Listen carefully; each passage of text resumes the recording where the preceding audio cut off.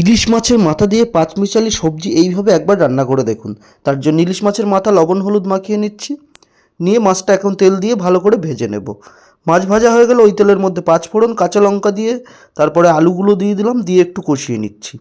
তারপরে বরবটি, পেঁপে আর দিচ্ছি পুঁই শাক, সেই সঙ্গে দিচ্ছি একটু লবণ, দিয়ে ভালো করে কষিয়ে নিতে হবে এখন কিছুক্ষণ। কষানো হয়ে গেলে এখানে অ্যাড করছি আমি ঝিঙে, তারপরে আবারও কষিয়ে নিচ্ছি একটু খুব সুন্দর করে। তারপরে দিচ্ছি আদা বাটা, দিয়ে আবারও ভালো করে এখন কষিয়ে নেব। তারপরে কাশ্মীরি লঙ্কার গুঁড়ো একটুখানি দিয়ে কষিয়ে নিচ্ছি। দিচ্ছি বেগুন শেষে, দিয়ে আবারও বেশ ভালো করে একটু কষিয়ে নেব।